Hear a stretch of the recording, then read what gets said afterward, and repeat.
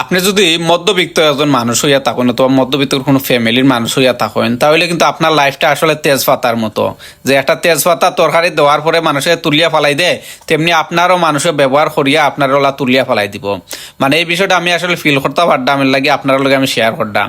যদি আপনার আত্মীয় স্বজনের মধ্যে যদি কেউ একটু বড় লোক থাকে তাহলে আপনারে ঠিক তেজপাতার মতো আসলে ব্যবহার করব, যে তরকারি দিব, তরকারির তনে যখন সেন্ট হয়ে দিব তখন আবার তেজপাতা মানুষের তুলিয়া ফেলাই দিব।